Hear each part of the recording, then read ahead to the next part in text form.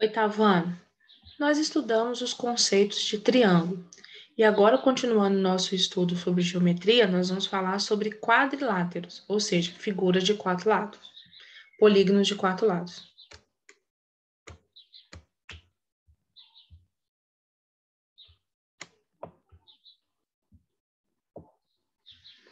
Quadriláteros. Quando você tem quatro pontos distintos e complanares, três deles não são colineares, quando você une esses pontos com segmentos de retas, você tem um polígono formado por quatro lados, que nós chamamos de quadriláteros. Observe que esses polígonos, eles podem ser polígonos convexos e eles podem ser polígonos côncavos ou não convexos. Os quadriláteros convexos é aqueles que têm quatro lados e que, se você marcar dois pontos dentro dele e ligar esses dois pontos, você sempre vai ter esse segmento de reta dentro do polígono. Já o côncavo ou não convexo, você consegue marcar dois pontos dentro desse quadrilátero e, ao fazer o segmento de reta, você consegue sair desse quadrilátero. Então, quadrilátero convexo, quadrilátero côncavo. Observe que sempre tem que ter quatro lados.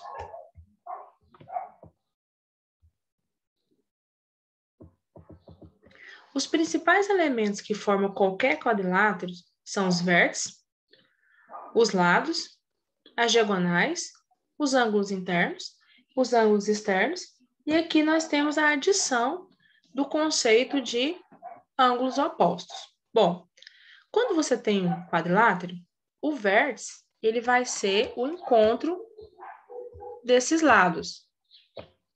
Então, aqui nós temos um quadrilátero, é uma figura de quatro lados. Então, cada encontro dos lados você chama de vértice. Os lados vai ser a união desses dois pontos.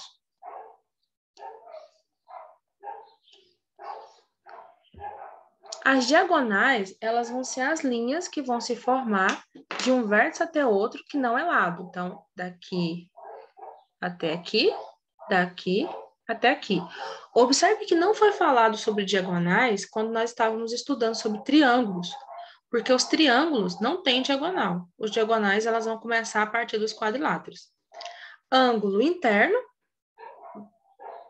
e quando você prolonga, você vai ter o ângulo externo, assim como os triângulos.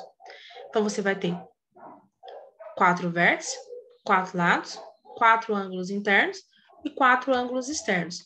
Duas diagonais e ângulos opostos. Aqui agora nós vamos ter esse conceito de ângulo oposto. O ângulo que forma aqui vai ser oposto a esse, e esse ângulo vai ser oposto a esse. Então, você vai ter sempre dois ângulos opostos.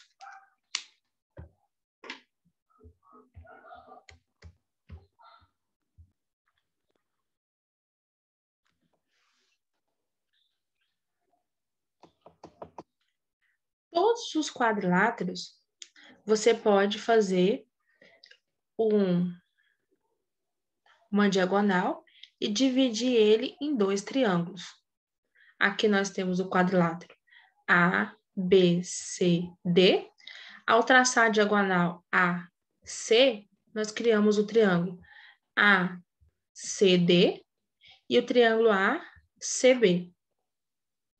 Bom, como nós sabemos, a soma dos ângulos internos de um triângulo é 180. Como nós temos dois triângulos, então nós temos 180 como a soma dos ângulos do primeiro e 180 como a soma dos ângulos do segundo. Juntando, temos 360. Ou seja, todo triângulo, a soma dos ângulos internos é 180. E todos os quadriláteros, a soma dos ângulos internos é 360.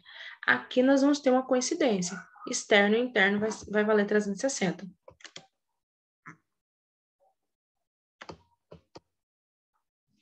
Bom, observe o exemplo. Aqui nós temos um quadrilátero. Nós temos ângulos internos e ângulos externos. Observe que nós vamos somar os ângulos internos. 82, 78, 107 e 93. e nós vamos conseguir, então, uma circunferência completa, ou seja, 366. 360. Vamos fazer o mesmo raciocínio, só que agora com os ângulos externos. Ângulo externo 98, 73, 87 e 102. Somando todos, nós teremos 360. Então, em qualquer quadrilátero, a soma dos 4 ângulos internos vai ser igual à soma dos 4 ângulos externos. Vai ser igual a 360.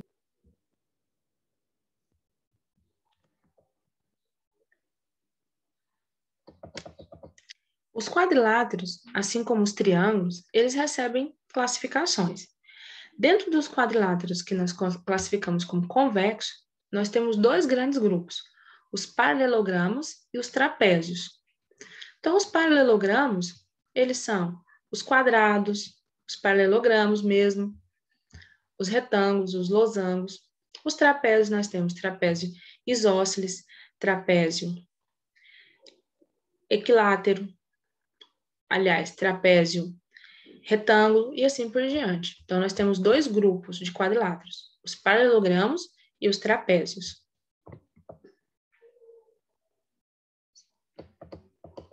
Os quadriláteros que recebem essa classificação de paralelogramos. Nós temos o paralelogramo oblicado, que os ângulos e os lados opostos geometricamente são iguais. Então, ele tem esse formato aqui.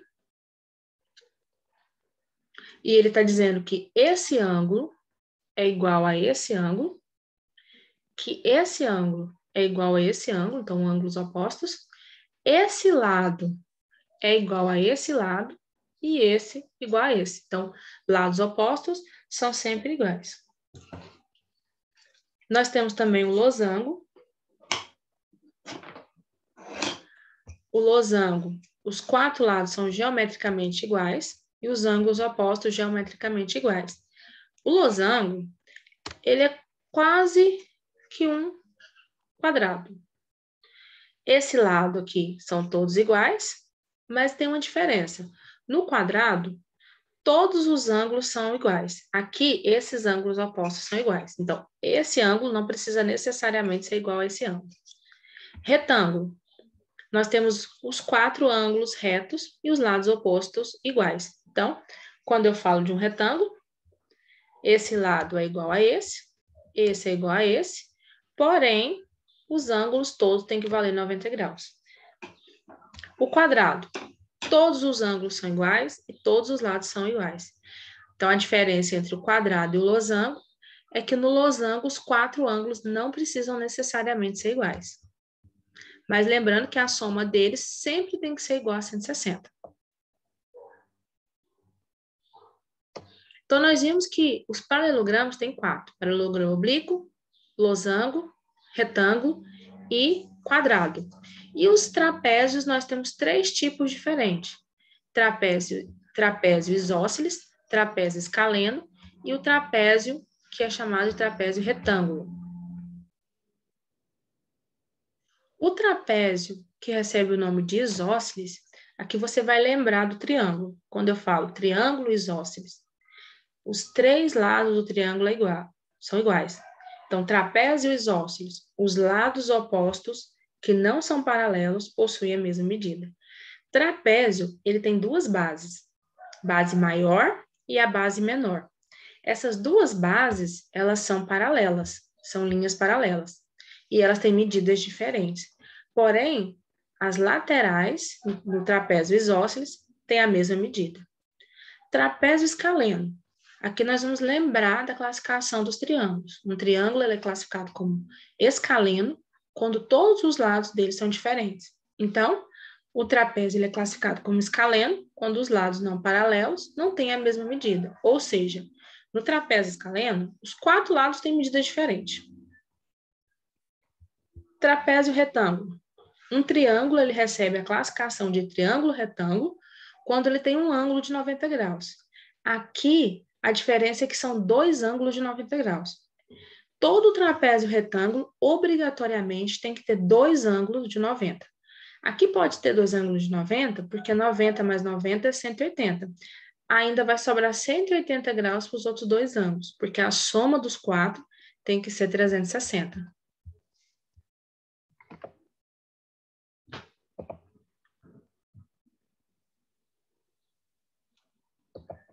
Bom, então nós vimos que quadrilátero é qualquer polígono que tem quatro lados.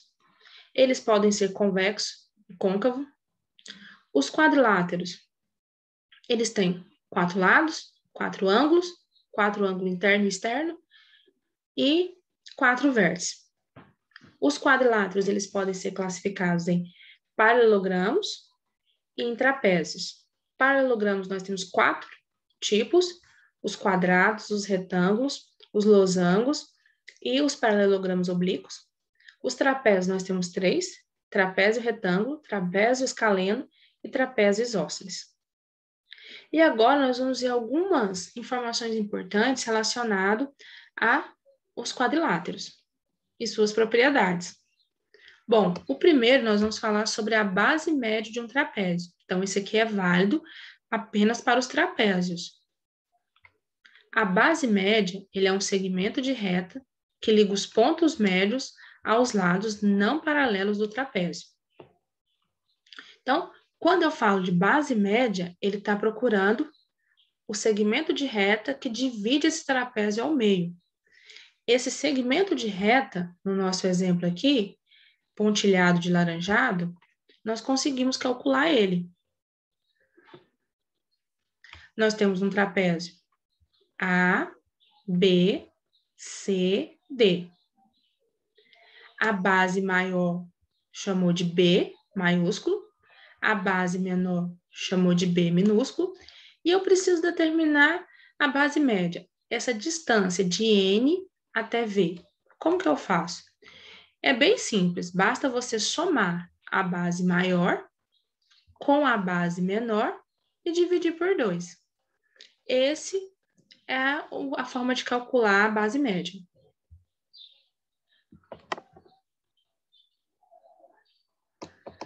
Outro conceito importante relacionado aos trapézios é a mediana de Euler. A mediana de Euler nada mais é do que essa distância de P até Q. Depois de você ter traçado as diagonais, nós temos o trapézio A, B, C, D. Traçamos a diagonal DB e a diagonal CA. Depois traçamos o segmento médio, MN. Observe que vai formar um comprimento aqui de P até Q.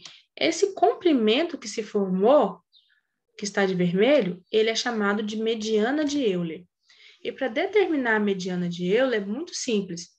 Você vai pegar a base menor, a base maior, aliás, que aqui foi chamada de B, e subtrair da base menor, que aqui foi chamado de B', e dividir por 2. Então, aqui nós temos que, quando eu quero a mediana, a média da base de um trapézio, eu somo e divido por 2, e quando eu quero saber a mediana, eu subtraio e divido por 2. Sempre do maior valor para o menor, porque, como nós estamos trabalhando com comprimento, a resposta não pode ser negativa.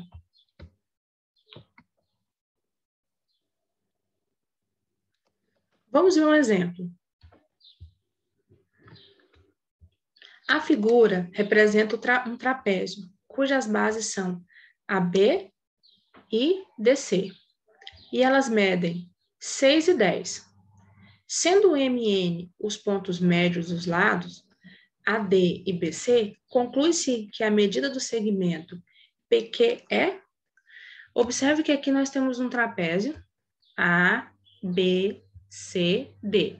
Foi traçada a linha média, de M até N, e depois foi determinado o comprimento PQ. E ele quer saber qual é esse comprimento PQ. Você sabe que a base menor de A até B vale 6 e a base maior de C até D vale 10. Então, basta utilizar a fórmula para calcular a mediana de Euler. A distância PQ, que é a mediana de Euler, vai ser igual a subtração da base maior, 10, pela base menor, 6, que vai ser 4, dividido por 2, que vai ser 2. Então, PQ vale 2.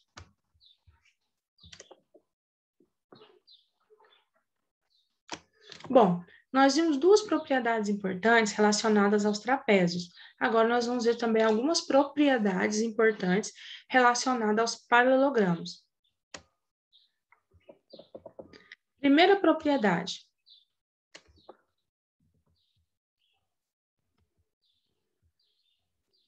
Em um paralelogramo, os ângulos opostos são congruentes. Ou seja, quando eu tenho um paralelogramo, esse ângulo tem que ser igual a esse, e esse tem que ser igual a esse.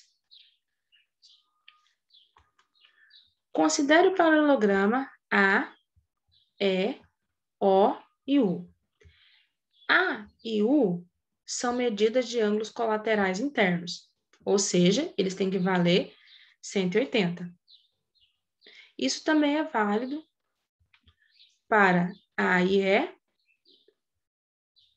U para A e o E e o O. Então, o que ele está dizendo aqui? Que esses ângulos que estão um ao lado do outro, juntos eles têm que valer 180. Então, esse somado com esse 180, esse somado com esse também tem que ser 180. Esse somado com esse tem que ser 180 e esse somado com esse tem que ser 180. Então, dois ângulos que estão um do lado do outro sempre tem que ser 180. E os que estão um de frente com o outro tem que ser iguais, seja eles quais forem.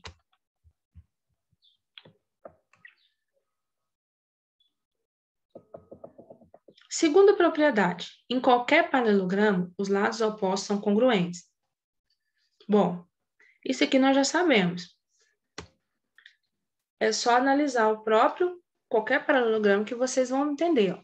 Esse lado tem que ser igual a esse e esse tem que ser igual a esse.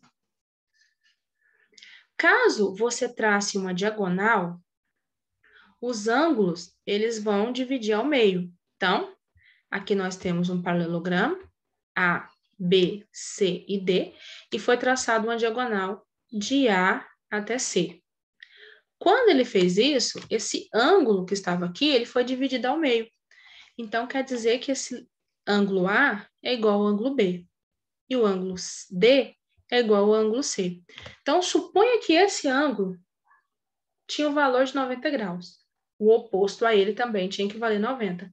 Ao traçar uma diagonal, você dividiu em 45 graus e 45 graus.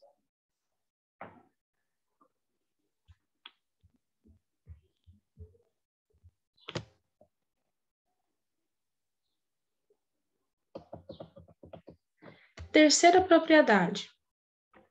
Em qualquer paralelogramo, as diagonais cortam-se ao meio.